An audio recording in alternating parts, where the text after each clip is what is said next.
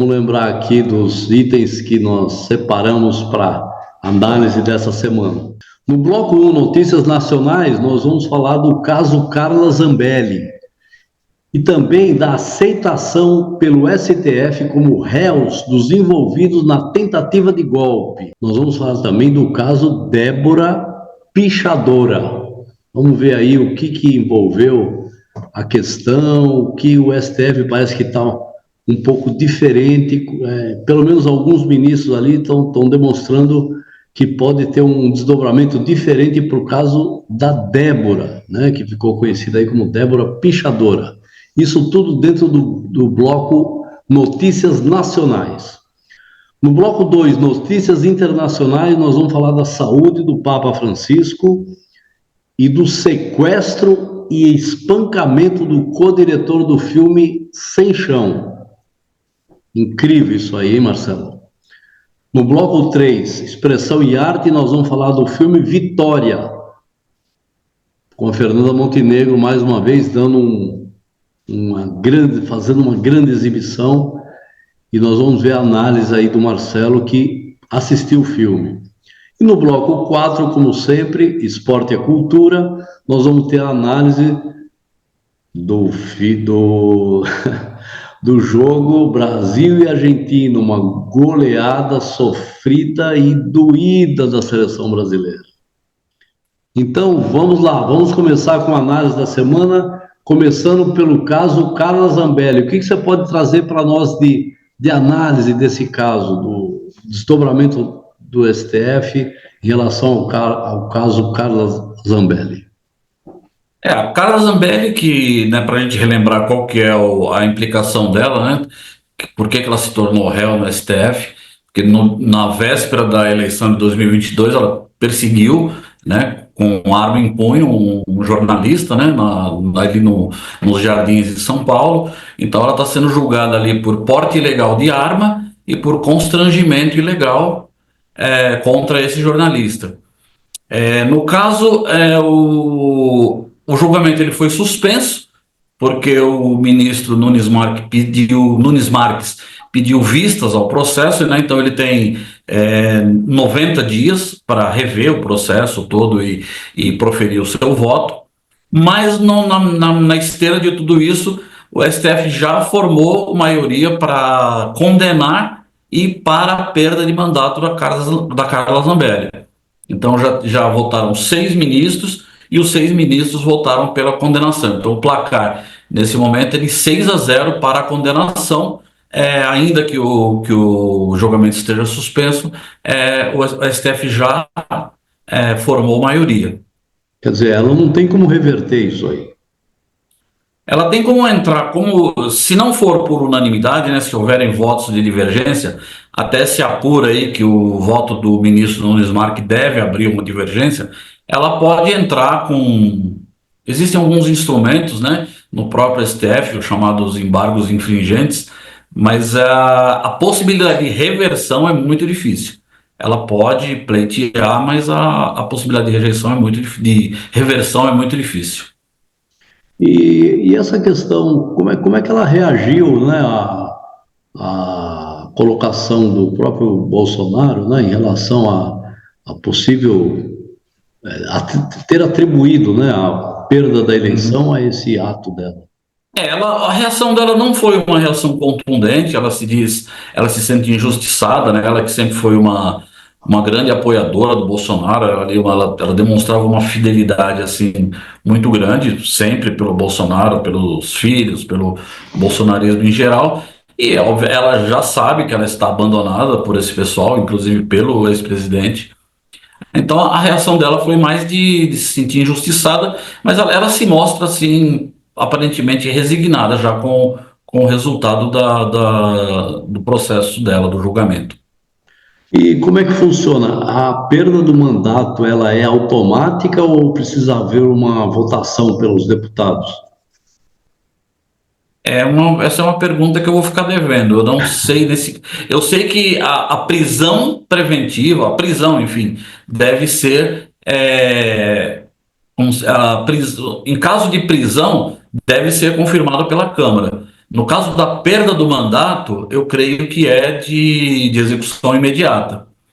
E não é só isso. Em caso da perda do mandato da Carla Zambelli, por volta de mais 4 ou 5 deputados do PL também perderão o mandato, porque eles entraram na esteira da votação que ela teve. Ela teve uma votação muito alta, né? Mais de 700 mil votos, e ela puxou mais 4 ou 5 deputados ali do PL que, em caso da perda do mandato dela, esses deputados também perdem o mandato deles. Ah, tá vinculada também. Está vinculada pelo quociente eleitoral, né? Ah, verdade. Olha só, que desdobramento, hein? Impressionante. É bem significativo. E aí, e o fato principal que foi finalmente, né, aceitado pelo STF como Hum. réus, né, todos aqueles envolvidos lá no caso do golpe, né, na tentativa de golpe. Como é que você vê isso e nos traz essa sua análise, Marcelo? Não houve muita surpresa, né, em relação ao que era esperado do resultado da aceitação da denúncia ou não. Foi uma aceitação de denúncia unânime. A única divergência que apareceu na votação foi na apreciação das preliminares, né? O ministro Luiz Fux, ele divergiu ali na questão da competência, né? Ele entende que a competência não é do Supremo Tribunal Federal, que seria a primeira instância, pelo fato do Bolsonaro não exercer mais o cargo de presidente. Porém, ele foi voto vencido, né? E a turma aprovou a manutenção não só no Supremo Tribunal Federal, como também na primeira turma. O ministro até chegou a citar que ele entende que não deve ser no Supremo e que, se for no Supremo, ele votaria para que fosse no plenário. Esse voto não é uma surpresa, né? No caso do ministro Luiz Fux, quando o STF votou a mudança no regimento para que os casos de criminais fossem nas turmas, ele foi voto divergente naquela época também vencido. Então não há uma novidade no voto do ministro nesse caso, né? Então foram feitos réus aí no STF. Veja só, né, o perfil dos implicados.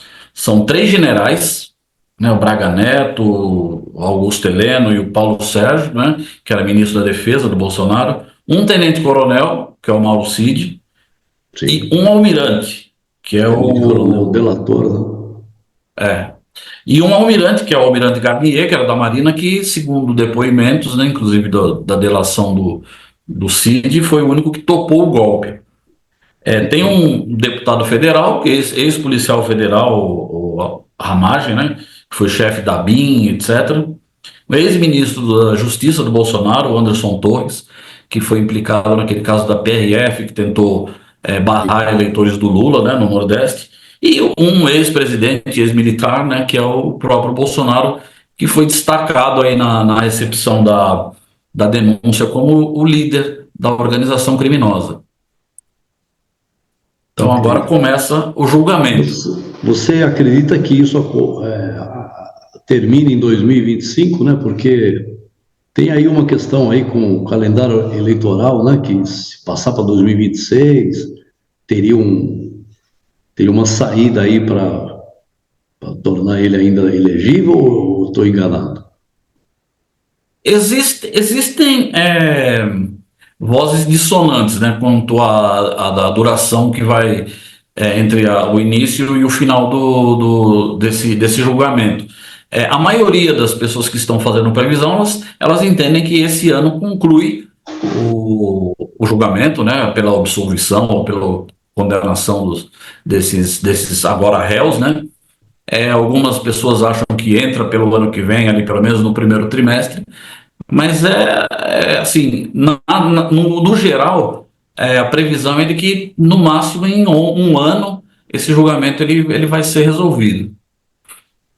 Que vai afetar o calendário eleitoral, eu não tenho a menor dúvida, porque vai mexer nas peças, né? O Bolsonaro, em algum momento, ele vai ter que abrir mão dessa candidatura, e aí não se sabe quem que ele vai apoiar no lugar dele. Entendi. Então já é dado como certo que o Bolsonaro não vai ser candidato, ou tem alguma chance ainda que remota. a chance seria reverter, porque ele já é inelegível, né? Independe dessa condenação por esse julgamento agora do STF. Ele já está inelegível pelo Sim, TSE, é inelegível.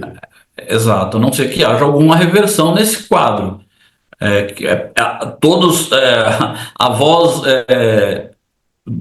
dominante é de que não haverá reversão, de que ele não será candidato, e uma vez condenado nessa ação, se for condenado, ele ficará inelegível, aí, talvez até pela eternidade, pela quantidade de anos que ele vai ganhar aí de uma nova inelegibilidade, pelas eventuais condenações.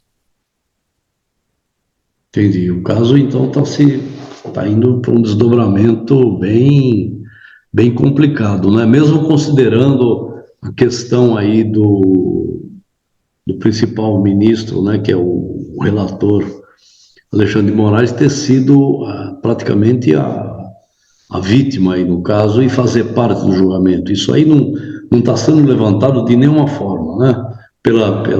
Digamos assim, pela defesa, né?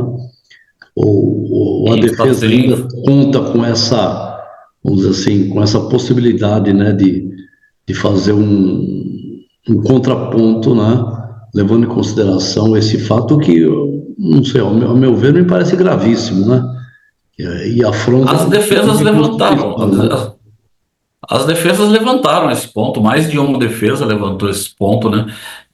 Foi votado, né, como preliminar de afastamento de três ministros, do Alexandre de Moraes, do Cristiano Zanin e do Flávio Dino.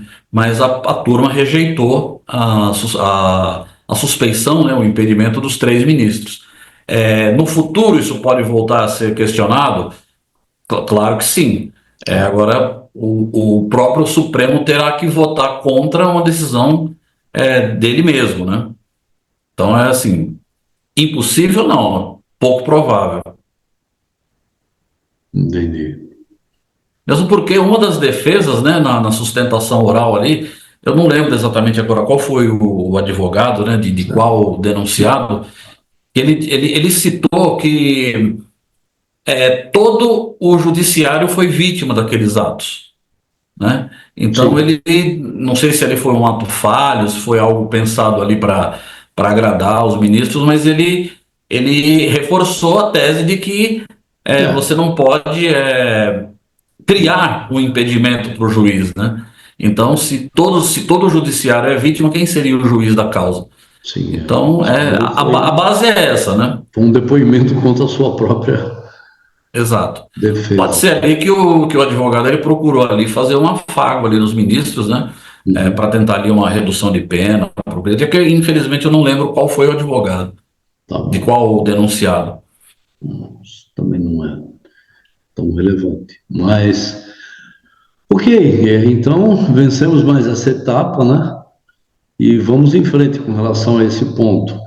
E esse caso da Débora, hein? Como é que é isso, hein? O que aconteceu? Qual que é o principal envolvimento dela nos atos, né? Uhum. A pichação, eu sei que foi a pichação, mas da estátua, né? Aquela estátua com os olhos vendados, né? Do Supremo, ela foi lá e pichou. Mas A segundo o que estátua ela símbolo da justiça. fala, pelo menos o que eu vi é que ela foi orientada por alguém ou alguém pediu para que ela continuasse a escrever a frase porque não sabe escrever direito com Uhum. aquela pichação ali, com aquele spray, enfim. Ela está tentando sair pela tangente ou ela realmente foi uma idealizadora da ideia de pichar a estátua que Na fica verdade, no ela, na Supremo? verdade, ela, na verdade, ela usou um batom, né? Então, ela escreveu, né? Perdeu o mané com um batom. E Com tem fotos batom. dela mostrando a mão suja de batom, tem fotos dela escrevendo, etc. Ela alega que um cidadão, um indivíduo ali estava escrevendo e pediu para ela continuar porque a caligrafia dele era muito feia. Até surgiu hoje em forma de brincadeira aí um dos ouvintes do Wall News, que ele falou, mas o cara que estava escrevendo já estava com o batom era dele. A verdade é que assim, ela não está sendo julgada. Eu não estou fazendo aqui juízo de valor para a pena que ela recebeu. Ela recebeu, não, né? O relator Alexandre de Moraes, ele votou por 14 anos e foi seguido apenas pelo Flávio Dino, e o julgamento também foi suspenso pelo Luiz Fux, que ele não concorda com a dosimetria, né? Ele já indicou que ele deverá fazer uma revisão, solicitar uma revisão na dosimetria, né? Votar por isso. Na verdade, sem fazer juízo de valor do que aconteceu ou não, é que tanto a imprensa quanto os bolsonaristas, eles estão fixando assim, que ela está sendo julgada e condenada por ter pichado a estátua com um batom. Na verdade, ela está sendo condenada, julgada e possivelmente condenada por 5 crimes. Entre eles está a tentativa de ruptura da ordem democrática, golpe de Estado, organização criminosa. Todos esses crimes estão pesando no julgamento dela. Eu não estou aqui querendo dizer que ela de fato está envolvida em todos eles. Mas assim, uma fala, não, ela está sendo julgada porque pichou a estátua de batom. Não é o caso. Existe uma pena ali para esse ato, né, que é a depredação de patrimônio público, que obviamente não ensejaria uma pena tão alta. Mas ela está sendo julgada por 5 crimes. Inclusive, ela não entrou no rol daquelas pessoas que o Ministério Público ofereceu um acordo, né?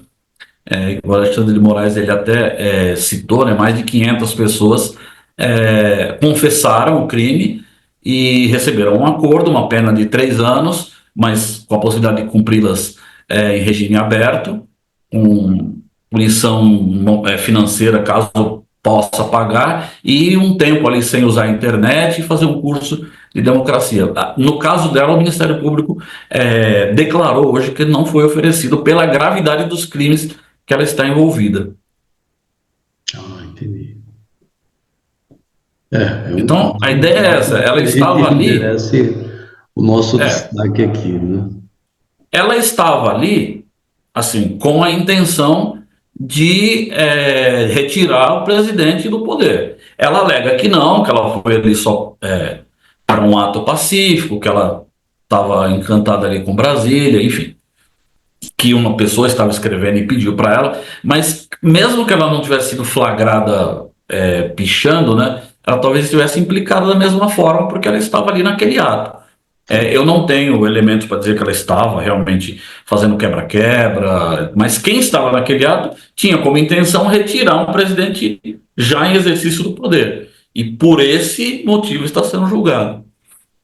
E provavelmente ela deve ter participado também daqueles acampamentos, deve ter outros envolvimentos aí que corroboram aí para esse tipo de enquadramento, né? Enfim, mas a condenação é bem pesada. Entendi. Tá ótimo, Marcelo. Vamos passar para as notícias internacionais agora. Vamos falar de uma notícia excelente, que é a saúde do Papa Francisco. Como é que você viu essa recuperação assombrosa depois de um mês internado e praticamente passando por todos os tipos de tratamento aí para curar a doença? O Papa Francisco passou por maus momentos, né? Ele esteve em estado crítico, né? Foi lançado alguns boletins na imprensa de que o estado dele era crítico, né? Em algum momento o Vaticano decidiu até nem divulgar boletins médicos, mas por ordem do próprio Papa Francisco, o Vaticano voltou a declarar os boletins, né? Hoje um dos médicos da equipe declarou que em um determinado momento ele pensou em desistir, né? Diz que o Papa estava numa situação muito crítica e sofrendo muito, então ele chegou a avaliar a possibilidade de interromper o tratamento, mas enfim, você disse, né, uma excelente notícia. Ele teve alta, ele continua fragilizado pela doença, ele está na cadeira de roda, dificuldade de falar, etc. Mas o Papa, exatamente, vai ter que reaprender a falar, mas saiu do hospital e vai seguir aí o pontificado, é pontificado mesmo? E vai seguir o pontificado. Chegou-se a cogitar também a possibilidade dele renunciar, mas é uma renúncia que foi afastada até pelo próprio Papa, né?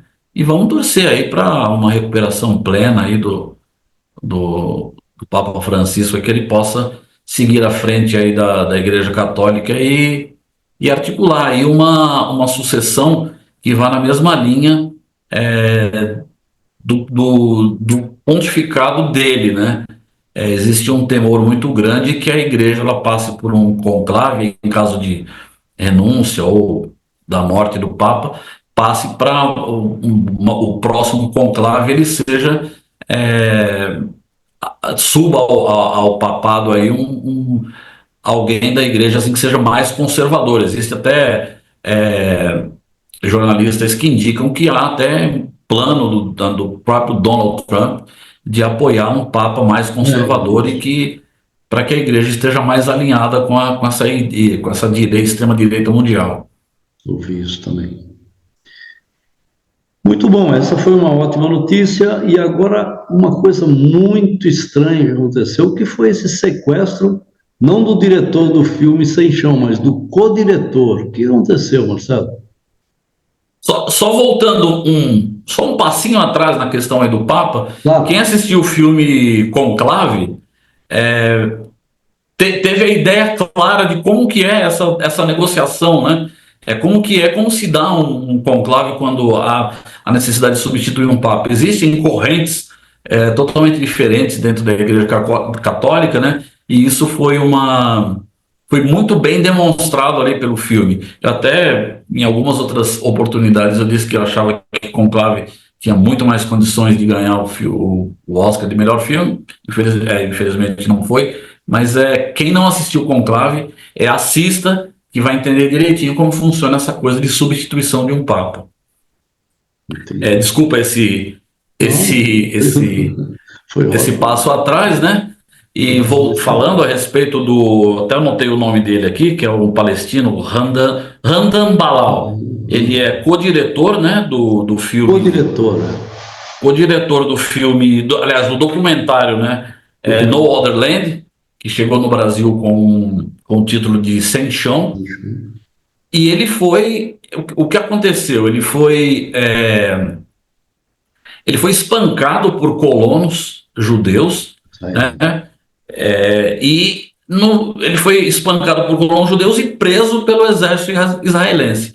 O advogado dele, ele alega que ele também foi espancado pelos soldados, né? Mas como essa notícia chegou muito rapidamente na mídia, né? Porque um outro diretor do documentário, o jornalista israelense, que agora me foge o nome também, ele rapidamente denunciou, né, essa situação, e ele acabou sendo solto, mas ele declarou que ele, além de ter sido espancado falaram assim até em linchamento, né, foram vários colonos judeus ali na Cisjordânia que espancaram, e ele acabou sendo preso.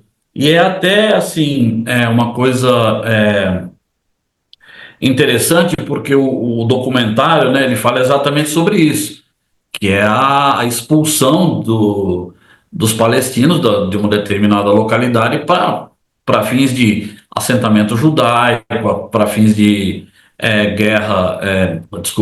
treinamento militar, enfim. Justamente a história do documentário, ele se passou na vida real sendo o diretor. Passou a ser vítima da própria história. Exato. Ainda não se falou que esse ato, né, dos colonos judeus foi por conta do documentário que ele dirigiu, mas enfim. Tem que ser. Mas isso ocorreu na Cisjordânia, né? Foi na Cisjordânia.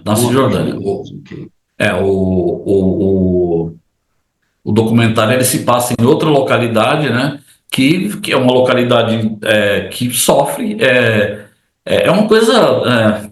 Não sei se você assistiu esse documentário, mas é uma coisa que no meio dele você sente vontade de chorar pela situação, né?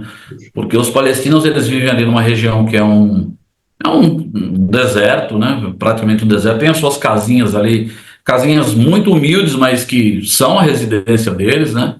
E quase que diariamente, quase que semanalmente, essas casas são derrubadas pelo exército israelense com uma ou outra justificativa. Eles acabam tendo que recorrer a viver dentro de cavernas. Então, eles transformam cavernas em casa e reconstroem as casas são derrubadas novamente. Tem uma parte muito chocante do documentário, perdão aí para quem não assistiu, que é a demolição de uma escola infantil, né? Então, esse documentário, assim, ele, ele trouxe ao mundo uma história que é conhecida, mas trouxe ali o detalhe, né? Cenas da vida real dos palestinos sendo ali massacrados, né? Pelos judeus e pelos judeus, o exército israelense, desculpa, não os judeus, mas o exército israelense e colonos judeus armados também. Expulsam eles dos territórios deles. Então, vamos ver aí como essa situação vai se desenrolar, né? Uhum. Certamente esse cidadão aí, o Randan Balal, ele deve estar com medo, né? Afinal de contas, ele está ali na boca do furacão, né? E outro ponto importante salientar aqui é que esse jornalista israelense também, eu vou ficar devendo o nome mesmo, ele pediu ajuda à academia, né, para repercutir a notícia, e a academia se recusou E a academia se recusou, repercutir. né? Se recusou porque, segundo eles não tinham certeza que esse ato estava relacionado ao documentário. Perfeito. Mais alguma coisa sobre essa questão do sequestro ou está terminado? Não, realmente está terminado. Agora vamos ver se há algum desdobramento, né? E a gente traz aqui num próximo episódio. Perfeito. Marcelo, e agora sobre expressão e arte, né? No bloco 3, nós vamos falar do filme Vitória, estrelado aí pela queridíssima Fernanda Montenegro. Você assistiu o filme, o que você conta para nós? Aviso o pessoal que você vai contar um pouquinho da história, mas conta para nós o que você achou do filme como arte, como denúncia, como, enfim, como, vamos dizer assim, a performance da Fernanda, enfim, o que você achou? Olha, esse filme Vitória, ele é um filme tão bom que eu acho que eu consigo falar dele sem dar spoiler. Que delícia. Porque ele é um filme que ele é um baseado em fatos reais também, né? Não tem nada a ver com a ditadura, é sobre a criminalidade nos morros do Rio de Janeiro. Uhum. É só isso que eu vou entrar a respeito do filme. E esse filme, ele é estrelado pela Fernanda Montenegro aos 95 anos, né? Uma energia ali, assim, fenomenal, né? Até pela movimentação dela no filme, ela não faz um filme sentada, ou ela anda pela rua, ela tá numa energia formidável. E assim, assim que eu saí do cinema, eu saí tão impactado, né, pela performance dela, né, que eu até escrevi rapidamente no meu blog ali, do meu site, depois eu deixo o endereço aí na descrição do vídeo, que eu arrisco dizer ali que foi uma performance uma Fernanda Montenegro que nós nunca vimos. Sério? Porque hoje ela já é uma senhora idosa, uma senhora de 95 anos, e pela primeira vez eu vi a Fernanda Montenegro fazer um papel de uma senhora idosa. Apesar da energia dela, ela tem ela se irrita facilmente, ela não tem paciência, ela é forte, ela é resiliente, enfim, é um Fernando Montenegro que eu nunca tinha visto, assim, porque a gente está acostumado a vê-la em outros papéis de ricaça em novelas, normalmente. Teve a avó Manuela lá no Riacho Doce, lá atrás, que era uma mística. Teve a Dora, né, de Central do Brasil. Mas a gente tem ali um arcabouço ali de Fernandas Montenegro em determinados papéis. Esse papel, se alguém lembrar de um outro papel dela semelhante a esse, por favor, comenta aí, porque eu vou atrás de assistir. Mas é uma Fernanda Montenegro inédita, para mim, pelo menos. Isso. E ela tem a capacidade, no papel, né, de nos colocar dentro da trama. Então você se sente vivendo o que ela está vivendo ali no que é o enredo do filme, né? Então, assim, quem não assistiu o filme Vitória, assista, é um super momento para o nosso cinema. Nosso cinema está em alta com a conquista do Oscar. Esse filme Vitória também estreou muito bem, com salas cheias, arrecadando horrores. Eu não sei se vai para o Oscar, né? Porque ele está aí numa fase de que talvez não vá para o Oscar. Dificilmente a Fernanda Montenegro ela vai conseguir fazer o papel de divulgação do filme, né? Porque é algo muito trabalhoso, são muitas viagens, muitos jantares, muitas, enfim. Mas olha, eu vou te dizer, ela deve estar encerrando a carreira dela agora. Ela encerrou da melhor maneira possível. É um filme que, olha, assim, eu recomendo mesmo que quem puder, quiser, evidentemente, assista. Que bacana. Nossa, eu gostei. Com certeza, com certeza. É impactante o trabalho dela nesse Com filme. relação à denúncia, você pode adiantar alguma coisinha? Ou... A denúncia, que é digamos, o enredo do O filme filme, acaba sendo uma denúncia, né? Criminalidade, tudo bem. é uma denúncia de criminalidade, né? Ela como é uma história verídica, né? Acho que não é um spoiler, né? Ela representa uma senhora, né, de nome, no filme ela é Josefina, né? Mas o nome não é o nome da pessoa na vida real. O nome é Joana, inclusive era uma mulher negra. Porém, a Fernanda Montenegro fez o filme porque quando iniciaram essas gravações, essa senhora ela estava no programa de proteção às testemunhas, tanto ela quanto o repórter que auxiliou ela nessa empreitada aí. Então, no filme, o repórter é negro, mas na realidade ele era branco, e a senhora Joana, ela era negra e foi representada pela Fernanda Montenegro, que é branca, né? Tentou-se criar ali uma polêmica, mas a intenção disso era porque não podia revelar as características da senhora Joana, né? Que foi a pessoa que viveu isso, e só foi revelado porque ela faleceu em 2023, quando o filme já tinha começado a ser rodado, né? Entendi. Então a denúncia é sobre traficantes, Crime organizado. sobre crime organizado, envolvimento de policiais de alta patente, enfim. Eu sei que no final a denúncia dela causou a prisão de 27 pessoas, entre traficantes e policiais corruptos. E a trama se dá na cidade do Rio de Janeiro. Cidade do Rio de Janeiro, em Copacabana. Nossa, deve ser um filmaço. Nossa. É excelente o filme, é excelente. Ele não tem um significado tão amplo quanto Ainda Estou Aqui, né? Ainda Estou Aqui é uma amplitude nacional e que carrega para o exterior também essa situação, né, de ditaduras, que pode ser já foi implementada em tantos países e pode ser ainda, né, implementada na nossa região, que é a América do Sul, tantas e tantas, né? É uma situação mais localizada, mas é um filmaço. O nosso cinema aqui brasileiro está numa fase excepcional. Ótimo. Então agora vamos passar para o nosso bloco 4, Esporte é Cultura. E vamos aí convidar o nosso querido Márcio Lestinge para falar. Márcio, o que aconteceu com esse Brasil e Argentina aí? Qual é a explicação que você me dá? Antes que o Márcio entre, Marcelo, você gostaria de dar uma opinião a respeito sobre esse? Olha, assim, eu me tornei, eu até brinquei com você essa semana, né? Eu me tornei aquela pessoa que só assiste Copa agora, né? Eu não sei nem até quando. Então, eu até anotei o nome da escalação, né, da seleção brasileira, para provocar o Márcio aqui, que eu não conheço ninguém, né? Eu não conheço nenhum jogador.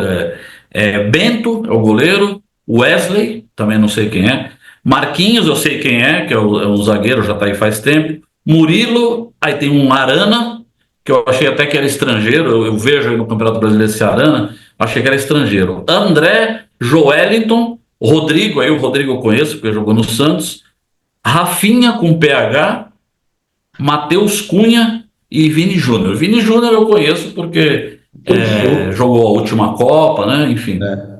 O que eu soube é que esse Rafinha parece que fez uma provocação, depois não assumiu bem o que ele falou, alguma coisa assim. Foi ali no podcast do Romário, né? Fez uma provocação que ia dar porrada na Argentina, dentro e fora do campo, e acabou até levando umas trombadas lá Chegou do na hora, goleiro da não Argentina conseguiu e jogar não. bola. E ainda falou que os jogadores argentinos disseram que ele disse que traduziram errado o que ele falou. Nem assumiu o BO da bobagem que ele falou. Eu não sei se o Brasil não perderia dos mesmos 4-1 se não tivesse tido isso, mas ficou mais feio, né? Ficou mais feio. Se ficasse quieto, É. não ia também resolver o Ó, problema. é. Mas não foi Ó, só o o Márcio 4 a falou 1, que né? pediu um Isso foi minuto. uma vergonha, um molé, sabe? Teve um monte de. Eu não assisti o jogo, porque, Eu também não assisti. como eu te falei, né? Eu não consigo. Outro dia eu tentei assistir. Um dia aí, nem foi esse jogo, foi um outro aí, Brasil e alguém aí. Eu vi que ia começar o segundo tempo e coloquei, vou assistir o segundo tempo. Eu não consegui assistir 3 minutos. Não dá. Eu não conheço ninguém, É, parece criança correndo ali no meio dos adultos. Fala, Márcio. Já sei do que entrou? você está falando. Ô, Né? grande Márcio. Boa noite, como estão Boa todos aí? noite, tudo bom? Tudo bem, Márcio? Estamos Joia. aguardando Peraí, aqui para você comentar para nós. Aí, Prazer em ter você com a. Ele tá tirando os que tá jogos lá. dando jeito. ele me ensinou a olhar Tá tirando o aqui perfil lá. atrás.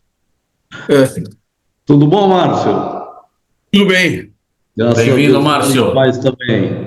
Já boa terminamos noite. a análise da semana, comentamos as principais notícias, os blocos nacionais, internacionais, e agora nós vamos aí para o bloco Esporte e Cultura, e vamos falar do jogo Brasil e Argentina. Márcio, você pode explicar para nós o que aconteceu nesse jogo?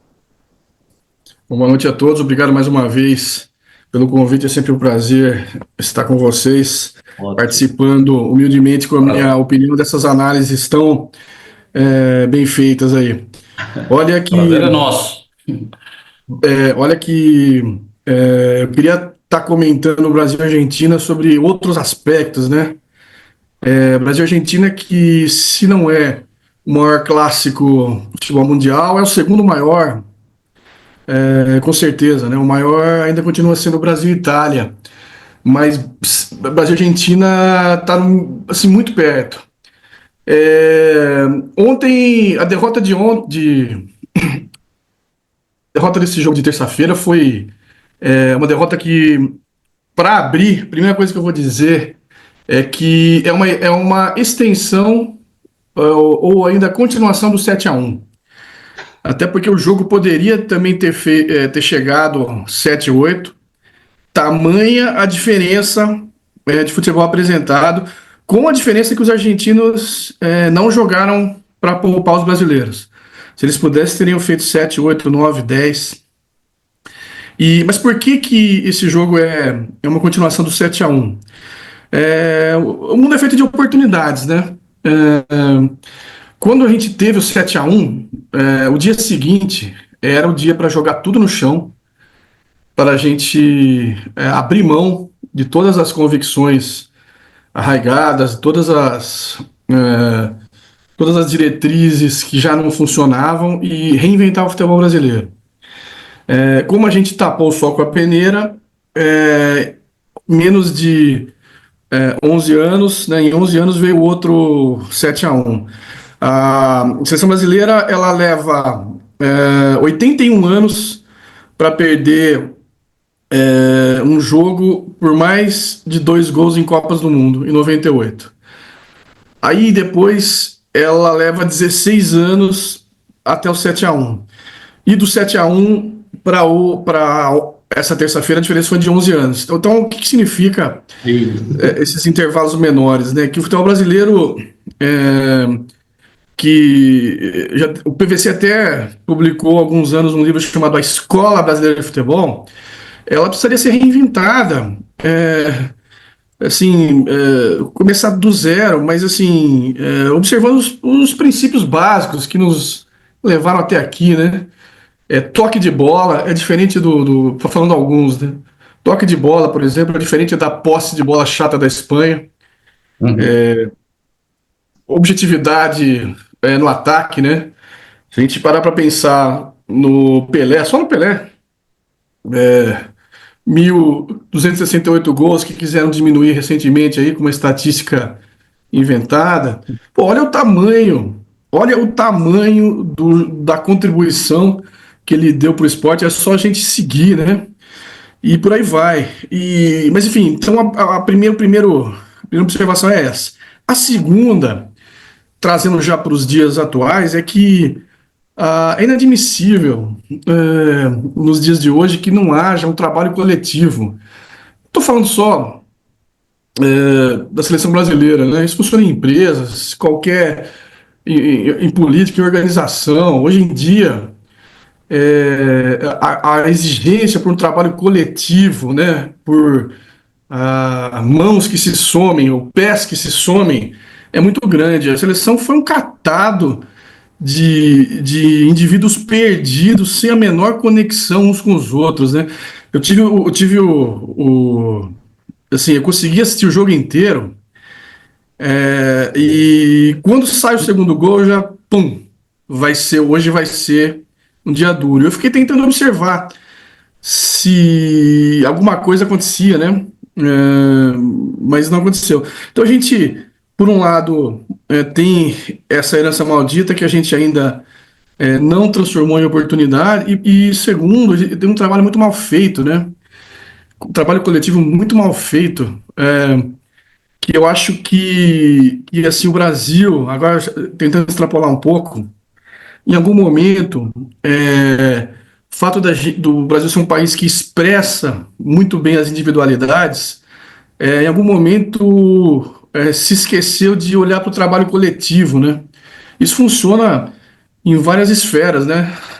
O indivíduo, o trabalho individual tem que ser, vamos dizer assim, a cereja do bolo, né? É um negócio que torna o trabalho coletivo ainda mais emblemático. E também eu não posso deixar de parabenizar o trabalho da Argentina, né? Eu costumo dizer que o futebol é a arte do dia seguinte. A gente não ganhava um campeonato importante, ficou mais de 24 anos sem ganhar um campeonato importante. Copa América de 97, se eu não me engano, foi a última vez.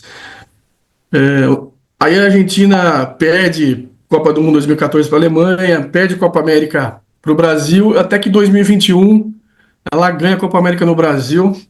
Foi a chamada Quick Win, aquela pequena vitória que você precisa para potencializar todo o resto, né? Depois disso já ganhou mais uma Copa América, ganhou a Copa do Mundo, e o Clarim, nós conhecemos os argentinos, né? Mas o Clarim, não estou nem o Olé argentino, o Clarim está dizendo que essa seleção pode ser considerada a maior seleção argentina de todos os tempos. O nível de ilusão e de uma vitória emblemática sobre o Brasil gera esse tipo de coisa, né? Sim.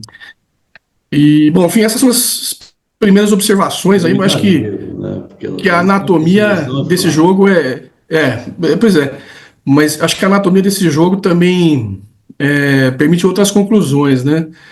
Não sei se vocês querem comentar alguma coisa, depois eu falo das outras. Em cima daquilo que você falou, né? Eu achei bem marcante o que você disse, que assim que acabou o 7-1, teria que ter jogado tudo no chão e começado de novo, né?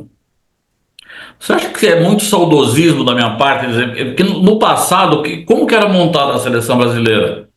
Assim, bem no passado mesmo. Tinha um time que era a base da seleção brasileira. Então, vamos dizer, na época de ouro do Botafogo, na época de ouro do Santos, tinha ali uma base, tinha um time que era a base. Então, tinha ali 4, 5 jogadores de um time só, que tinham todo o entrosamento das equipes e tal, e complementava, evidentemente, com outros jogadores talentosos, e, né, e não tinha essa dispersão de jogadores pelo mundo como é hoje. Então, eu assisti algumas análises do jogo, né, algumas análises mais sérias, outras análises mais apaixonadas, Claro. uma super debochada do Vampeta, né? O Vampeta eu achei espetacular o que ele disse. Como é que o Brasil quer ganhar essa Copa, O né? Casagrande. O Casagrande ele é mais incisivo, né? O Vampeta ele disse que em 2002 tinha o Ronaldo Fenômeno, o Ronaldinho, o Kaká, o Ronaldinho Rivaldo. Gaúcho, né? O Kaká, o Rivaldo, ele não citou nem ele citou mais um. E ele começou a contar os títulos de Cafu, melhor do Roberto mundo que Carlos. tinha ali, Cafu, Roberto Carlos, e que ele falou, foi uma luta para ganhar. Em 94 tinha Romário, Bebeto voando, Dunga ali, Tafarel e pô, ganhou nos pênaltis. Como é que quer ganhar com Bento, Wesley, Marquinhos, Rafinha, PH. Joelinton? É. Então, É, seria saudosismo falar sobre trazer uma base não, de um não. time? A sua análise é perfeita. E olha como os fatos eles se relacionam, né? Não existe seleção forte sem campeonato brasileiro forte. Pode, pois não? Só aproveitando a pergunta dele, com relação à base, qual seria essa base hoje e de qual time, né? Boa. Se você puder nos dizer essa. Claro, eu com a maior tranquilidade e certeza, sem clubismo, eu já direi para Bem, você. Mas eu queria fazer uma conexão antes. Não existe seleção brasileira forte sem campeonato brasileiro forte. Só para dar um exemplo, se você pegar o período que vai de 1º de janeiro de 70 até 31 de dezembro de 78, com um período compreendido entre 3 Copas do Mundo, em que o uhum, Brasil, na minha opinião, deveria ter ganho 2, uma foi roubada. O, Se você olhar os esquadrões do futebol brasileiro nessa época, você tinha, na primeira metade, o Santos do Pelé, que ainda era o Santos do Pelé, muito modificado, com muitos jogadores jovens, mas era tão bom que gerou a geração dos meninos da Vila de 78. Então você tinha o Cruzeiro do Tostão, você tinha o Internacional do Falcão, você tinha a Academia do Palmeiras e você tinha nascendo, surgindo ali o time do Flamengo. uhum. São verdadeiros esquadrões. Se você pegasse esses times e você fizesse a seguinte experiência, eu vou fazer uma menção honrosa à máquina tricolor de 76 do Fluminense. Se você pegar qualquer desses times, vamos supor, se pegasse o Santos do Pelé de 73, campeão paulista na decisão com a Portuguesa naquele episódio do Armando Max da Contagem. Pega esse time e traz, por brincadeira, traz o Falcão para jogar ali junto com o Clodoaldo, coloca César Maluco de centroavante ali, traz o Ademir da Guia, deixa ele, adianta o Pelé, deixa o Ademir da Guia um pouco mais recuado e deixa jogar, vê o que acontece. Então a gente tinha realmente mais de uma opção. E aí a gente destruiu o Campeonato Brasileiro, houve o êxodo, né? O segundo êxodo. Por que tem o segundo êxodo? Porque o primeiro êxodo era o êxodo dos jogadores que eram os protagonistas. Então, Zico, Falcão, Rei de Roma, Careca e Cerezo e tantos outros. O segundo êxodo, já depois, anos 90 para cá, já começa a ter jogadores que não eram tão protagonistas, e se você trouxer para os dias de hoje, são meros coadjuvantes, por mais que eles joguem em times espetaculares, eles são coadjuvantes. O que isso significa na prática? Que se você jogar esses jogadores coadjuvantes fora daquela organização pronta que são os times europeus, eles não conseguem performar. Isso é uma parte da explicação do nosso fracasso. Mas eu acho que a gente resolveria com um campeonato brasileiro forte. Respondendo a pergunta, eu acho que se você fizesse hoje o exercício lógico de você montar uma base com Palmeiras e Flamengo, você conseguiria deixar um time extremamente competitivo, e ainda assim você poderia recheá-lo Como eu já disse nos programas anteriores, chama o Neymar para conversar. Fala, pô, Neymar, quantos anos de vida útil ao futebol você quer? Nós vamos organizar uma base aqui. Todos esses caras vão correr. Esses caras são leões, vão correr, fica um pouco mais perto do gol e tal. Então a gente, não sei o que precisaria. Talvez precisaria montar sei lá, um conselho maior do futebol brasileiro, com os craques ainda vivos. Não sei o que precisaria, mas seria possível, né? Ainda só complementando. Então eu falei do Campeonato Brasileiro forte, dei um exemplo de base. E a terceira coisa é o seguinte: muito se fala em técnico estrangeiro, né? Eu já tenho uma opinião um pouco diferente.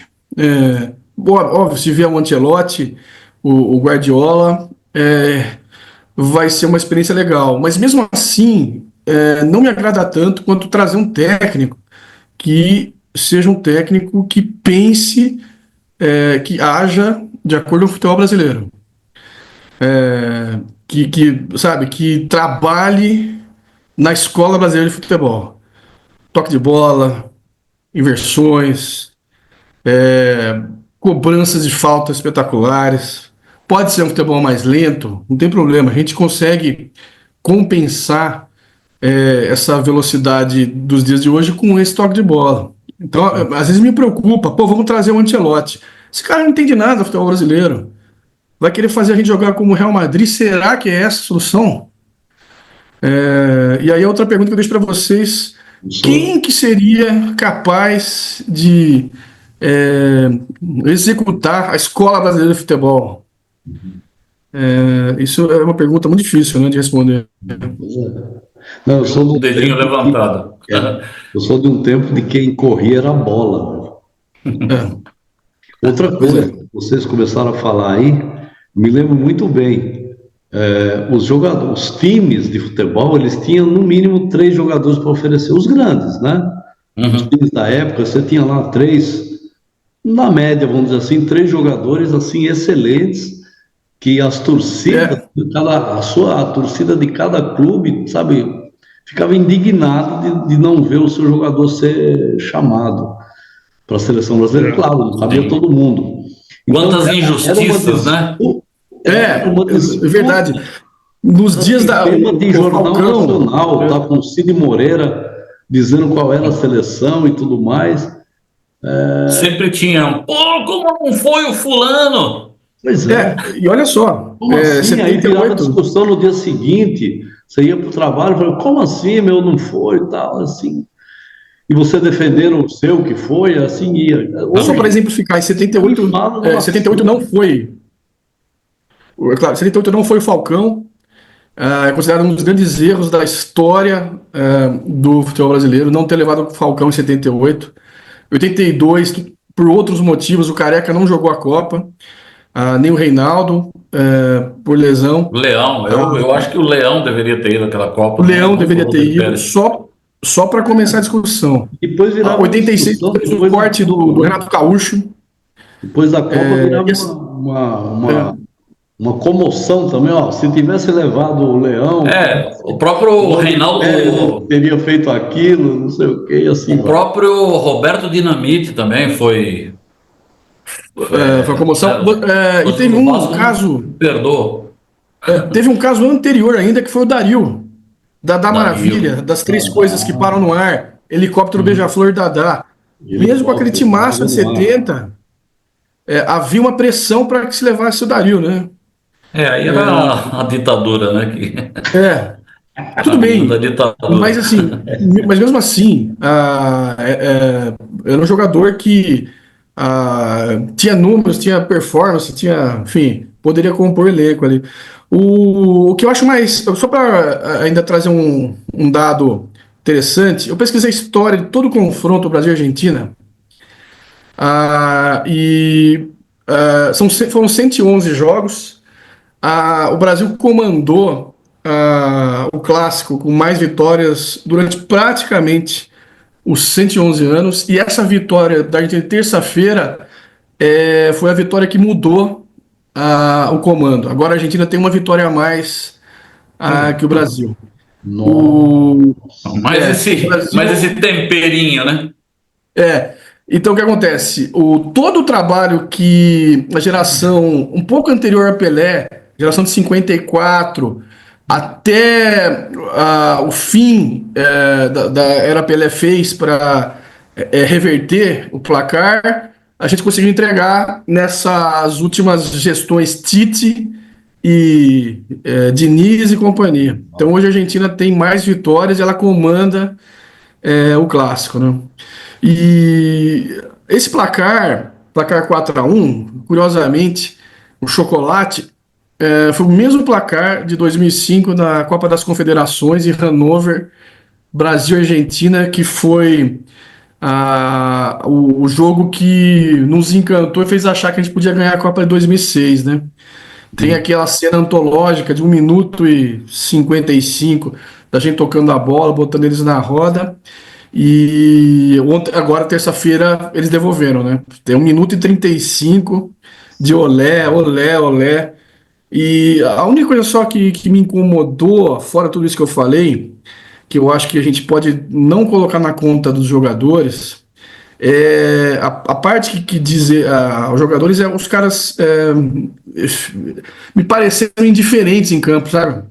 Ninguém, ninguém veio nas redes sociais depois da derrota e fala, cara, estamos, enfim, refletindo o que aconteceu, isso não pode acontecer mais. Ninguém veio assumir a bronca, né? Então, eles são simplesmente descompromissados, né? Completamente descompromissados, né? Então, no final das contas, isso tudo vai. Se ainda existe um vínculo, por menor que seja, do brasileiro com a seleção, que eu considero um patrimônio cultural, esse vínculo ele está correndo risco de extinção, né? Muito grave.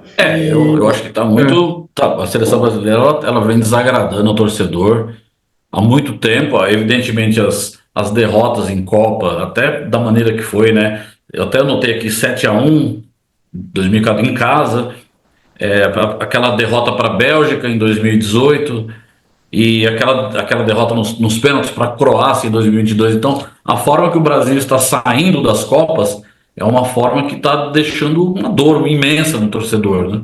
Uma decepção muito grande.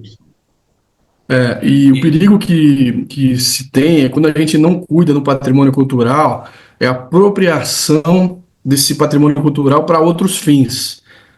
Só vou deixar essa observação sem maiores explicações, mas tem também essa consequência funesta, né?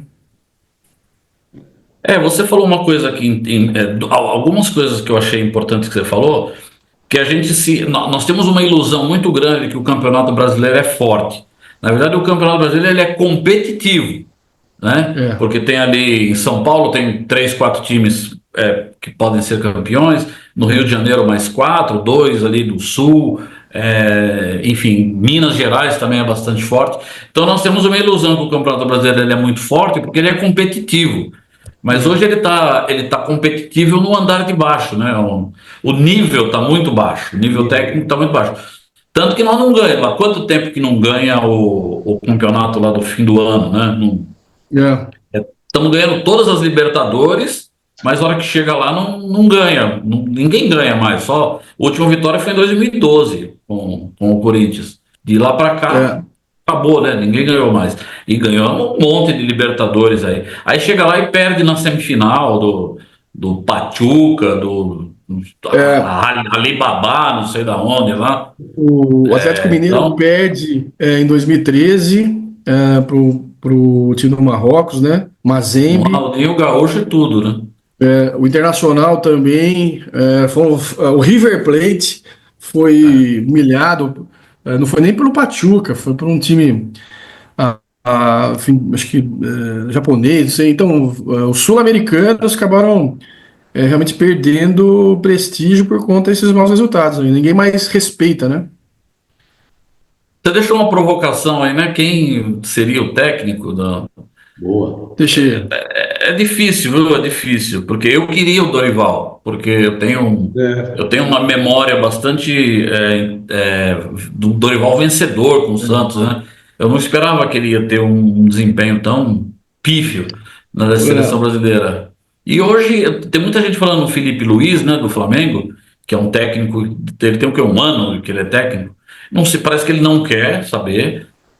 Esse Ancelotti, né, da italiano, parece que vai ser técnico do Canadá na Copa, surgiu aí um boato. E o Guardiola, eu vi uma entrevista dele dizendo que não quer, que ele quer ficar lá onde ele está, no City e tal. Eu acho assim, essa seleção, você falou outra coisa também, você vai falando, eu vou pegando. Essa questão da liderança, hoje não tem uma liderança, né? Apesar de eu não assistir os jogos, mas eu vejo que os jogadores, eles não têm ali um jogador um Dunga que chama, quem mais? Um Gerson, E se a gente. Olha que Papagaio. interessante. Só abrindo um parênteses. Vamos pegar as lideranças dos títulos mundiais. Zito, 2 vezes, só para falar em um. Uhum. Gerson, em 1970. Em 78, tinha uma série, jogadores vão por Leão. Uhum. 94 tinha Dunga e Mauro O Dunga, Silva. aham. É, e 2002, aconteceu aquela liderança compartilhada, né? Liderança técnica, mas você tinha Cafu, Roberto Carlos ali mandando Tem no o time. Então isso Lúcio. faz falta, faz muita falta. Eu não consigo olhar alguém com representatividade para ser líder. E assim, mas ainda voltando à questão do futebol brasileiro, você falou dos nomes, né? Eu acho que a gente embarca numa narrativa, né? Vamos trazer Ancelotti, Guardiola, e o técnico está aqui. É que você precisa ter um projeto de seleção, né? Talvez chegue no Felipe Luiz, como fizeram na Holanda, com o Van Basten. Não deu certo, mas assim, chega no Felipe Luiz e fala: Felipe Luiz, o ciclo de 2030 é seu. Então, o que você precisa para se preparar para lá? É, o Dorival, talvez o Dorival, ficou bem claro para mim que o Dorival não tem tamanho para Uhum. ser técnico na seleção. Infelizmente, você precisa de tamanho, né? Você precisa. Eu não sei se existe essa figura hoje no futebol brasileiro capaz de. Nem que seja um distribuidor de coletes, né? Se você colocar o Zico distribuindo coletes, talvez E o surta mais Renato? efeito. E o Renato? Pô, Renato o Gaúcho. Renato, então, o Renato eu acho que é uma aposta boa, mas o Renato Boa. precisa ser amparado por um projeto. Renato, o próximo ciclo é seu, você vai preparar a casa para o Felipe Luiz. Pô, é um Uhum. projeto, sabe, de recuperar a escola brasileira de futebol, dar preferência para valores basilares, né? Como promover o toque de bola, como trazer de volta o entusiasmo pela seleção, sem esquecer a questão do resultado, não querendo deixar o resultado menos significativo, mas eu acho que a gente precisa voltar a 82, fazer a terapia e abraçar a seleção de 82, independente do resultado, sabe? Uhum. É, o caminho que a gente tomou da tragédia do Sarriá até hoje, com esse 4-1 para mim, mostra bem que a gente poderia, com mais personalidade, ter passado por isso, né? Por exemplo, você viu o basquete americano, perdeu em 87 para o Brasil, pô, dia seguinte, muda a regra, linha de três obrigatória, todo mundo tem que chutar. É esse tipo de coisa que eu esperava que acontecesse aqui, sabe? Pô, muda alguma coisa mais contundente, ó. A partir de amanhã, jogador com menos de 23 anos não pode ser vendido. Enquanto ele não for protagonista em 3, 4 campeonatos brasileiros, não pode ser vendido. Se for, multa do dobro do valor, sei lá. Entendi. Se a gente não fizer nada que proteja, a gente vai ficar. Vai Estamos vir outro assistindo 7-1, né? Pode derrocada esperar. sem fazer absolutamente nada, né? Pelo contrário, contribuindo negativamente. Tem jogadores aí que vão quase da base e você não sabe quem é. Eu não sei quem é o Matheus Cunha, não sei onde ele jogou, de onde ele nasceu, o Joelinton, o Bento. Não tem ideia quem são esses caras. Ainda o Bento eu vi jogar no Atlético Paranaense pelo Campeonato Então, Brasileiro, vi ele disputar uma final de Libertadores. Os outros todos, Murilo. Murilo, tem Quem é um esse Murilo aí Murilo? também. Esse Arana eu Murilo. achei que era estrangeiro. O É, Arana joga no Brasil, né? é, Corinthians, né? Ele veio do Bom. Corinthians, foi para o Atlético Mineiro. Não tem Ah, nível tá. a seleção brasileira. Eu Não achei que tem ele era nível. estrangeiro. Esse tipo de Pois jogador, é, não tem nível a seleção brasileira. Para quem já comparando com os teve, jogadores né? do passado, esse tipo de jogador, eles não têm compromisso com a torcida, né? É, Eles não jogam no Brasil, então o compromisso deles é, sabe, É, não é aqui. Então, se ele jogar bem ou mal, é, se ele, sabe, se esforçar ou não se esforçar, ou mesmo que se ele vá bem, a torcida também não tem tanta empatia, porque, sabe, não sabe retribuir também a glória, né, desses jogadores. Então fica uma coisa esquisita. Eu acho que o fator principal aí se a gente observar bem, esse distanciamento do jogador com a torcida dentro do país, né? sim. Então, nem a torcida tem empatia, nem o jogador tem empatia pela torcida. E também tem é verdade. responsabilidade sabe, aquela responsabilidade. Ele está preocupado com o clube dele lá, que ele vai jogar, sei lá. E olhe lá, hein? E olhe lá. E olha lá, ainda já ganhou É. um monte de dinheiro, não sei o quê. Quer Então, dizer, por nós só vemos exemplo, uma derrocada assim do futebol brasileiro, não só do brasileiro, do futebol que tem menos poder econômico, de uma forma assim muito extravagante, muito extravagante. é. E não é de hoje, é de muito tempo já, né? Não estamos falando nada Por exemplo, novo. Vinícius Júnior, né? E Vinícius o que está Júnior que acontecendo são os resultados. Aí a gente vai ver os não. resultados. É verdade, é Esse verdade. Nós Vinícius vamos Júnior eu ter. nunca vi jogar bem. Esse Vinícius Júnior. Quem? Vinícius Não, Júnior. Nunca vi jogar bem. Vinícius Júnior, ontem, o É o cara rei para do apertar a short, né? marcação. Instagram, né? O Porque, cara joga pro lado, mas perde. mas sempre nunca dá, nunca é gol. É, joga pro lado, mas perde. Eu não Olha, sei, eu jogador tenho. corredor, lembra do Bala do Palmeiras? Esse Eu jogador lembro do Bala, não corredor, para mim, lembro. não tem futuro. Nunca, Eu lembro nunca do vi isso. Mirandinha do Corinthians, que era. Mirandinha, sabe?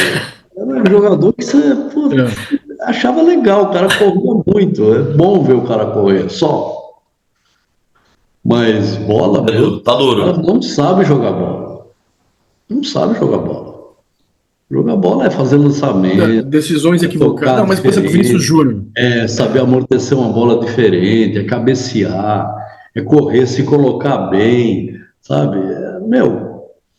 Velocidade para mim, o cara começou a correr muito no campo.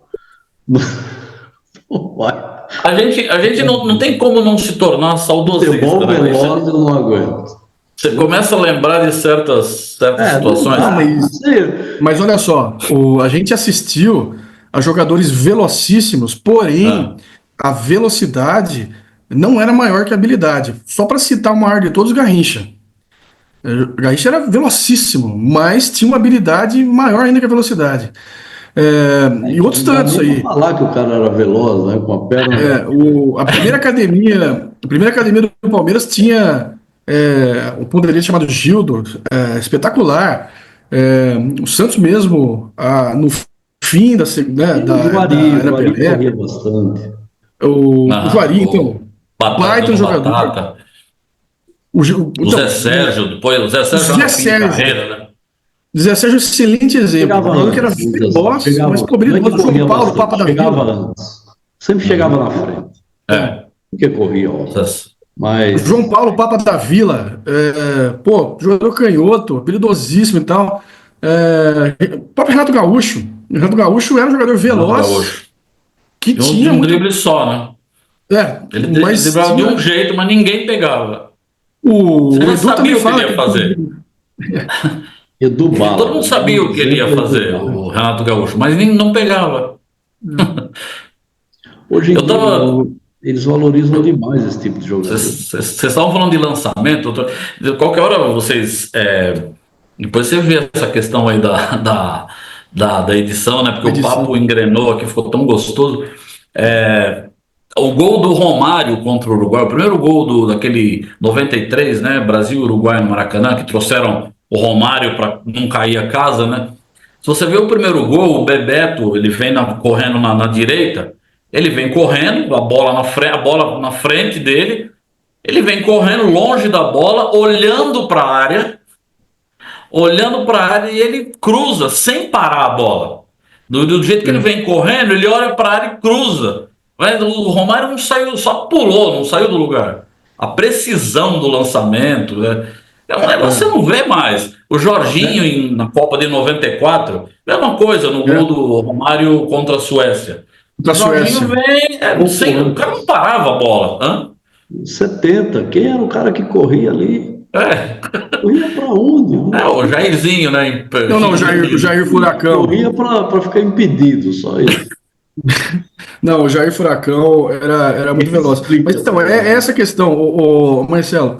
Por isso que eu falo Escola Brasileira de Futebol. Falta qualidade O também. Bebeto fez um passe pro Romário. Hoje os caras se livram da bola. Eu me livro da bola, a bola vai para a área. E tem tantas outras jogadas da seleção aí. Tem um Brasil e Argentina, Brasil 2, Argentina 1, 1985, no Recife. O Casagrande ajeita uma bola, o Careca faz o gol de bicicleta. Um lance antológico da Não seleção. lembro. Assim, você vê conscientemente o passe, né? O jogador se posiciona. Se a gente for falar dos jogos dos maiores, então nós vamos ficar aí até amanhã. Mas o que eu acho importante é falar o seguinte: existe uma escola brasileira de futebol que está faltando a gente, sei lá, um pouco de torque, de liderança para juntar esse método que existe e recuperar quanto ainda é tempo. É uma coisa também que chama atenção: se você pegar do Maracanaço, tá? Primeiro a Copa pós-guerra, até a Copa de 2006. Em todas as Copas você teve passagem de bastão de um craque para o próximo craque. Mesmo quando a passagem de bastão foi velada. Por exemplo, 74 o Pelé parou, teve a música feita lá pelo... Como é que chama? O compositor do samba lá, camisa 10 da seleção. O Luiz Américo. Luiz Américo. Então, o Pelé não passa bastão sistematicamente, mas você tinha o Rivelino ali, naquela seleção, você tinha outros craques. Zico chegando, Zico começando, Sócrates. O que acontece? Em 2010, que foi o clamor para o Neymar e o Ganso, eles não são levados. A partir disso, você tem uma ruptura. Quando o Neymar chega na seleção, não existe. O Ronaldinho Gaúcho, por exemplo, que tinha sido o último craque antes dele, não chega a passar o bastão para ele. E agora nós vamos fazer o mesmo erro, porque não existe outro jogador despontando que possa ser, como a gente falou em outros programas, da estirpe, né? E a gente perdeu o time da história do Neymar poder passar a bola, apadrinhar o próximo jogador. Então isso é uma liderança técnica que é muito séria. A gente, em todos os outros esportes isso acontece, só no futebol brasileiro que a gente deixa a bola passar, né? Você tem 74 para 78, né, que você falou que tem o Pelé passando para o Rivelino, né, e o Zico chegando ali, né, no começo. Agora você tem, em 2022, você tem o Pombo passando pro Matheus Cunha, ou pro Rafinha, assim, Meu Deus, cara, assim, é desolador, cara, assim, não tem... Márcio, agora deixa eu te fazer uma pergunta, Márcio. Tem esperança? Sim, mas... É excelente. Mas, assim, cada vez mais, nos dias de hoje, não existe esperança sem organização coletiva. Uma organização coletiva em que você traga as melhores cabeças pensantes e possa, de forma que cada um possa contribuir com o seu potencial e passar os métodos para os executores ali. Você precisa ter um calendário brasileiro que olhe para essas questões. Você precisa preservar a seleção brasileira como patrimônio cultural. Sabe assim, é inadmissível o que a gente faz, né?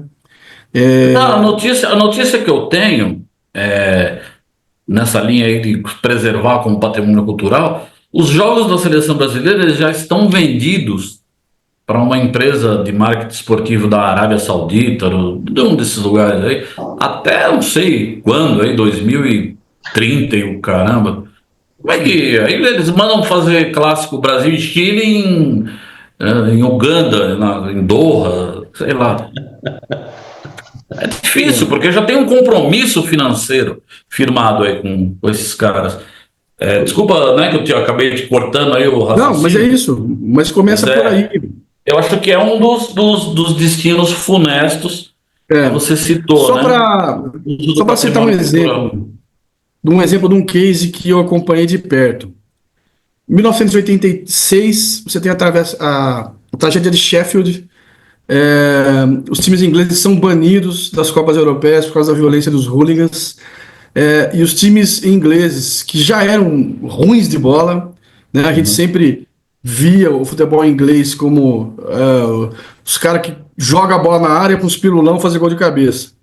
Eles, além de serem ruins de bola, vide Argentina 2, Inglaterra 1, 86, os times ingleses foram banidos e aí a perda do contato com os outros clubes europeus ficaram piores ainda.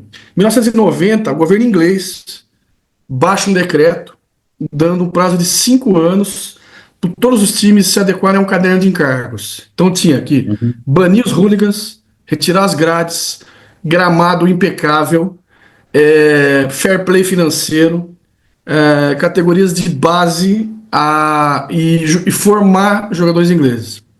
A Inglaterra ainda não ganhou uma Copa do Mundo, mas já tem o campeonato mais forte e a seleção vem melhorando muito tempo. Nós estamos em 1990, 34 anos, chefe em 86, 38 anos. Então, por que eu estou falando isso? Porque o trabalho que a gente tem que fazer é um trabalho para mirar realmente a longo prazo. Não vai sair resultado amanhã, depois. É jogar tudo no chão e começar de novo. Inclusive a maneira como a gente revela jogador. Você tem um jogador de 9 anos na mão de empresário, Isso mesmo. assim, desvirtuando todo o caminho que a criança poderia estar traçando, e como o Pelé e tantos outros, né? Então, enquanto a gente não. Sabe assim, o futebol brasileiro para mim tinha que estar na lei de diretrizes e bases, nas leis de educação, sabe assim, você tinha que ter coisas obrigatórias, assim, vamos promover o país lá fora, Apex, primeira coisa, futebol brasileiro. Como poderia ser com café e outras coisas, né? Um dia a gente pode fazer um programa só falando sobre o agro e também e ter uma comparação interessante do agro com o futebol. A gente dá o mesmo Márcio, tratamento ruim, né? Os melhores produtos não ficam aqui, vão lá para fora, por aí vai. Mas é isso. Então, eu acho que a esperança existe, o trabalho é longo, mas precisa juntar gente qualificada para recomeçar, refundar o trabalho. Eu acho que, por exemplo, você poderia hoje, uma ideia que eu já vi boa, se for Tostão, pô, faz uma comissão, traz todos os campeões mundiais ainda vivos, pega o Felipe Luiz, pô, quem ganhou o Campeonato Brasileiro, os últimos 10 campeonatos brasileiros, joga os caras numa sala e fala, meu, tem que sair daqui com uma declaração de princípios de resgate do futebol brasileiro, entendeu? deixa eu te fazer uma pergunta, Márcio. Bom, na verdade, Vamos. eu quero fazer uma pergunta e depois colocar uma afirmação. O problema do Brasil, o problema da seleção brasileira, vamos dizer assim, ele é menos técnico do ponto de vista da qualidade do jogador de futebol que ainda temos no Brasil, e mais administrativo. O problema, ele é menos técnico e mais administrativo. E, vamos dizer assim, para terminar, amanhã o Márcio passa a ser o presidente da CBF. Quais as medidas você tomaria para modificar o quadro que nós temos hoje? Assim, Excelente, em poucas palavras. excelente. Eu vou começar pela última, que é uma coisa que eu tenho pensado há anos já, né? Já até meu discurso para a Suzane. Se o presidente da CBF fosse, primeira coisa, lobby no Congresso, uma lei transformando o futebol brasileiro em patrimônio cultural brasileiro, com todas as implicações, tombamento de museu, tombamento de residência. O Pelé teve aqui em Lambari, da preparação da seleção brasileira, tomba. Toma. Felipão fez um churrasco aqui com o Gaúcho da Fronteira, tomba. Aqui foi o lugar que o Neymar fez a primeira embaixadinha, tomba. Então, assim, eu faria um trabalho, criaria uma divisão de, sei lá, tombamento cultural dentro da CBF. A segunda coisa é cuidar do Campeonato Brasileiro. O Campeonato Brasileiro, eu criaria 2 meses de férias e pré-temporada. O campeonato começaria em março, de março a dezembro. Se você pegar março a dezembro, você tem 44 datas. 38 ou até reduziria o Campeonato Brasileiro, poderia reduzir para 32, 34, não sei. Reduziria o Campeonato Brasileiro, menos datas, jogo só de domingo a domingo. Deixaria as datas FIFA livres. Caderno de encargos para todos os clubes que já foram campeões brasileiros da Série A e B. Fair play financeiro, encargos de gramados. Eu baniria as SAFs empresas de essas superbets, essas empresas de sporting, enfim, de azar, baniria. Essa seria a medida impopular. E fair play financeiro. Corinthians, você não pagou seus jogadores de vida trabalhista, cai uma divisão. Até que a gente chegasse numa situação em que, de uma certa ótica, você tivesse parâmetros equânimes. Todo mundo tem gramado bom, todo mundo paga os jogadores em dia, transmissões igual. O Paysandu tem que ganhar a mesma coisa que o Flamengo. Onde que o Flamengo vai ganhar mais vai ser no naming rights do estádio dele, venda de camisas, etc, etc. A Fla Banco, Fla TV. Agora, o campeonato em si, o produto, o Campeonato Brasileiro, nenhum clube pode ser maior que o produto do Campeonato Brasileiro. E então também você perpetua, né? Esse maior, ele fica perpétuo, né? E também categorias de base. Multa, eu fecharia o mercado. Eu não sei se isso seria ilegal, mas eu encontraria uma maneira de fechar o mercado de venda de jogadores abaixo de 23 anos. A não ser que eles atingissem números de Pelé. Pelé, com 17 anos, fez 58 gols no Campeonato Paulista, ganhou uma Copa do Mundo. Eu estabeleci um patamar de qualidade. Beleza, atingiu, pode vender com 15 anos, não tem problema. E tributaria as vendas uma parcela significativa para formar um fundo para revelar jogadores nas periferias, comunidades e também nas escolinhas de classe média por aí, que também são pé de obra. Por fim, usaria o modelo americano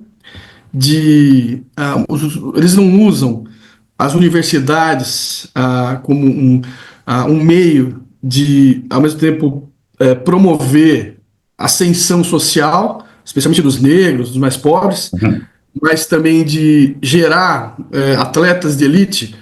Então, eu transformaria, por exemplo, Série C para baixo, tem que vir de universidade. Você sabe assim, a formação do jogador tem que vir de universidade. Por que isso? Porque talvez os clubes de Série C e D no Brasil não tenham capacidade de gestão, não sei. Eles precisem de um amparo das universidades para revelar. E a cereja do bolo seleção brasileira tem que ser protegida, sabe? A seleção brasileira tem que passar de graça nas TVs por aí. Essa mercantilização, você banalizar talvez a maior expressão cultural da história do Brasil aí, né? Se a gente pegar a seleção brasileira, Bossa Nova, Pau Brasil, Cacau, a gente não, sabe assim, não entra na minha cabeça como a gente não protege, né? Enfim, vamos parar por aqui, porque eu acho que se a gente executar metade disso, vem o Hexa. Já mudaria o cenário, hein? E vem o Hepta, e vem o Octa, e por aí vai.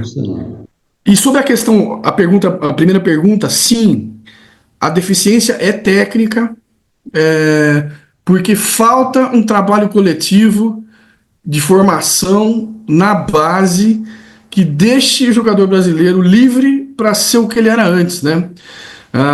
O Vinícius Júnior tem várias deficiências de fundamentos, e os outros jogadores mais jovens têm, porque a base quis formar jogador para ganhar título e não para ter os fundamentos, né? O Inter tem só tentar ser breve aqui, o Inter tem um projeto interessante que o Inter montou uma escola de fundamentos. Não é para base, é para qualquer jogador do profissional e da base. O Inter identifica que o jogador não passa bem com a perna direita, vai lá para a escola de fundamentos. Há um tempo atrás, quem era o responsável pela coordenação era o Ortiz, foi campeão brasileiro de futsal. Então, assim, um dos caras que passou por essa escola de fundamentos foi o Leandro Damião. Dizia-se lá, à época, antes dele vir para o Santos, que o Leandro Damião não sabia dominar uma bola, não sabia fazer o pivô. Então, esse de fundamento lá tá mal, hein? Se o Damião passou por lá. Mas ele fez o trabalho na base, depois subiu o profissional já corrigindo isso daí, né? E você fica imaginando, né? Imagine um violonista clássico, um violonista, Baden-Powell.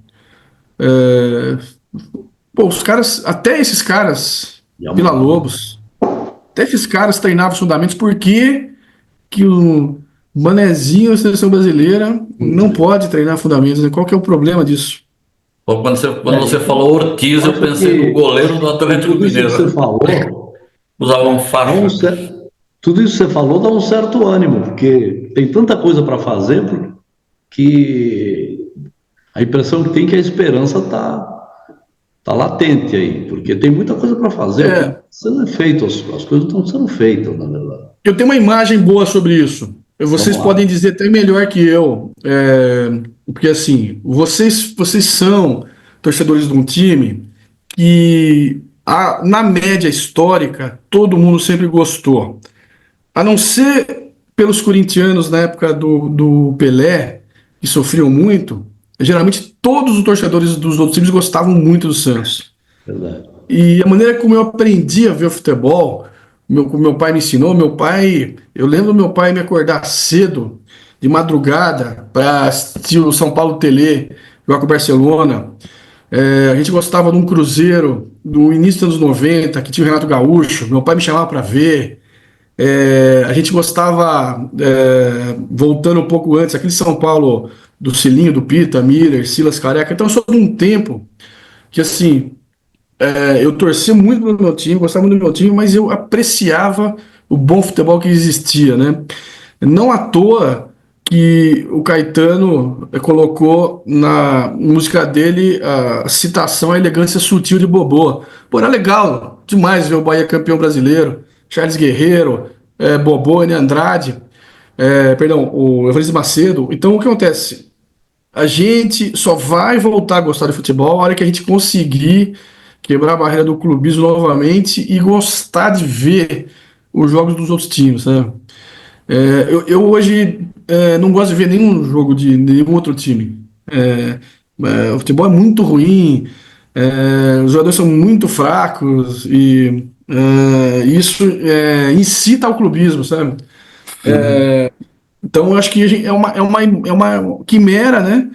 Mas é uma imagem boa para a gente ficar e tentar, sei lá, vamos tentar voltar ano a ano nesse debate aí para ver o que mudou nesse cenário, né?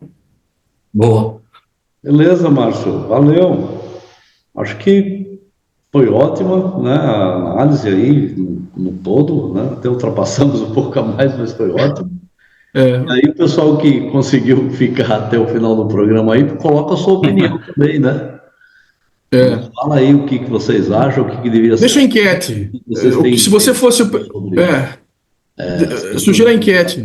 Aqui, enfim, ajuda a gente aí a formar uma opinião diferente também. Aos que estão nos vendo, deixem aí nos comentários o que você faria se fosse presidente da CBF por um dia? É isso aí, é uma boa pergunta que, né, merece um raciocínio aí, uma análise para poder colocar uma opinião aí diferente da nossa, né? Ou também, se tiver que concordar com a gente não tem problema, eu agradeço. Sinceramente, eu concordei com 99% do que você falou, Márcio.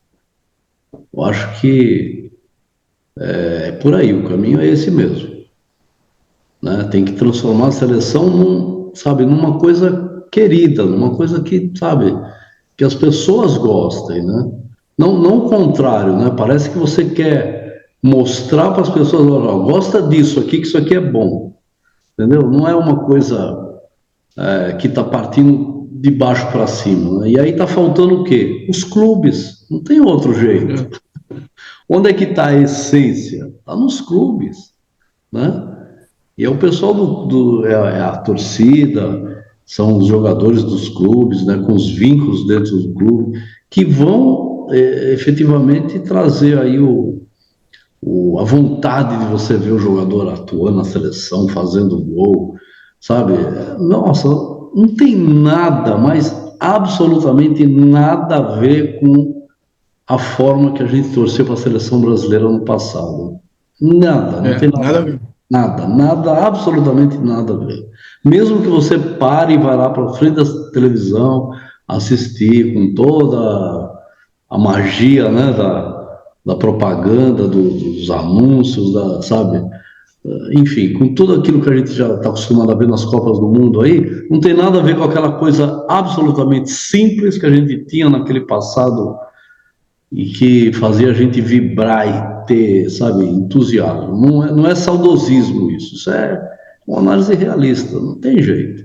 E para voltar a isso, acredito que 90% tá nas palavras que você colocou aqui.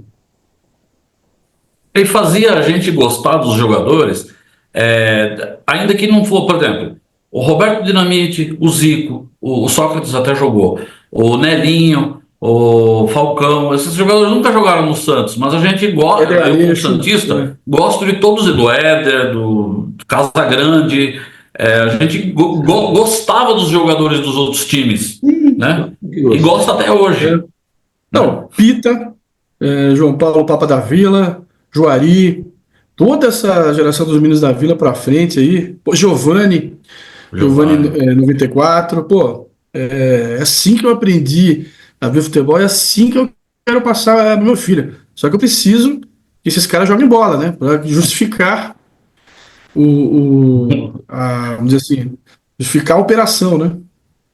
É isso aí. Eu também acho que existe pela organização, né, que tem fora do país, principalmente na Europa, né? Vamos falar dos times espanhóis aí. Eu acredito que, sabe, não é que é um complô contra a seleção brasileira, contra o futebol brasileiro, mas o que parece é que, além do poder econômico que esses times já têm, existe uma desqualificação do futebol É, sul-americano, futebol mais, sabe, vamos dizer assim, mais relaxado, vamos dizer assim, relaxado do ponto de vista da arte, né, de uma forma que você fala assim, não, esses caras aí, pô, sabe, é qualificar um país subdesenvolvido, né? Vocês não podem ser tão bom de bola assim. Vocês são muito ruins de é, outras coisas. É mas impossível vocês serem bons. Então, olha aqui como o meu clube é bonito, olha o meu estádio, eu troco o gramado, eu fecho, levanto, tenho ar-condicionado, tenho ar quente, frio, gelado, mais ou menos, tenho tudo que você pensar. Tá aqui os jogadores, olha as camisas que bonito, olha que cenário maravilhoso, um futebolzinho desse tamaninho, compra todos os jogadores do mundo, bota lá para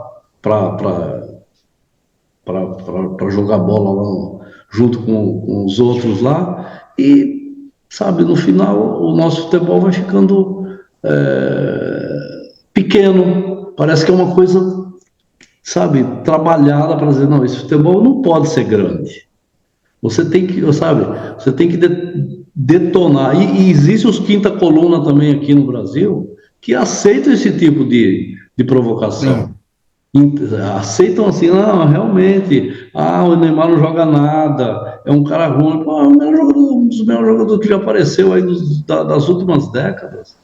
Não tenho dúvida, e é um cara massacrado, principalmente pelos brasileiros, né? Pela imprensa, pela mídia brasileira, que, sabe, eles vivem desse tipo de jogadores, desse tipo de negócios, né? Que não tem nada a ver com a nossa base. Se você for na Vila Belmiro, se você vai no Cão, não o Palmeiras, que já se tornou uma empresa, já se tornou um clube, vamos dizer assim, mais profissional. Mas se você for nesses clubes grandes, entre aspas, que estão no Brasil, você só de chegar na porta do estádio, você já vê, olha só, que clube pequeno que é isso aqui.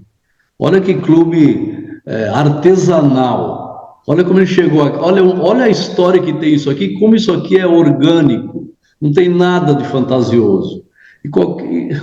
O contrário não é verdadeiro. Esses outros clubes que estão por aí, fora do país, eles são clubes extraordinários, sabe, um estado extraordinário, tudo, uma formação profissional de, sabe, marketing, financeira, é, tudo que você pensar administrativamente funcionando e pensando também no torcedor, não só na acomodação, mas sabe, no bem-estar, sabe, na informação, no tipo de informação.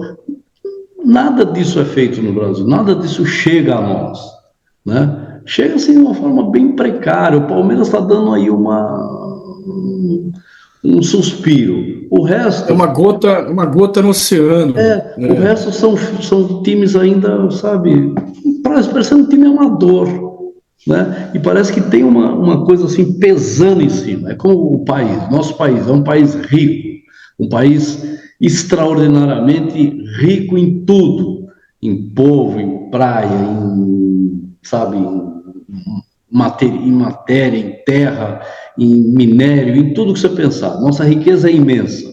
O nosso futebol é imenso, a nossa riqueza musical, artística e tudo mais é imensa, mas existe um peso em cima que não deixa a gente pôr a cabeça para fora. É É. impressionante. Eu acho que no futebol é a mesma coisa. É a mesma coisa. É, Cada vez talvez a pior. gente possa, Tem um talvez peso a em gente possa cima, dizer, não sabe deixa aquela a gente história do crescer. complexo de vira-lata do Nelson Rodrigues, que precede a mudança da seleção pós-Maracanã, a mudança da camisa? Existe meio que um complexo de vira-lata, uma parcela que nós mesmos nos impomos, mas existe uma parcela forçada, né? Querem que a gente sinta e haja dessa maneira, né? Quer Um ver vira-lata, né? um exemplo simples, que é histórico? Quando a bossa nova surgiu, um fenômeno mundial, todo mundo encantado com a bossa nova, não demorou 2 anos, começou a aparecer, não, porque veio do jazz, não sei o quê, porque é jazz, se você for ver bem, é uma quinta, não sei o quê, é jazz, é jazz, é jazz, é jazz. Acabou, a bossa nova virou jazz. Pô, a bossa nova vem do samba, não tem nada a ver com jazz. Tem, tudo bem, tem lá o compasso, não sei o quê, mas não tem nada a ver. Mas houve esse peso em cima da bossa nova que não deixou a gente crescer. E hoje você vê as pessoas fora do país, quando vê o ritmo bossa nova, eles se encantam de uma maneira extraordinária. Extraordinária. E ninguém, nem no Brasil, mais se vê falar em bossa nova. Ninguém mais fala nisso. Então, sabe, em todos os aspectos, você tem esse peso do poder maior em cima da gente. É impressionante. E para vencer, você deu assim na minha opinião, um panorama assim, para, olha, nós temos que vencer isso aqui, temos que valorizar o que é nosso, nós temos que valorizar o que é nosso. Nós tem que partir de nós, não deles. Eles não vão querer valorizar o que é nosso. Pelo contrário, eles vão querer É, massacrar cada vez mais, né? É isso aí. Acabou em desabafo, não tem jeito. Falou, pessoal. Eu acho que valeu. Uma coisa, Marcos.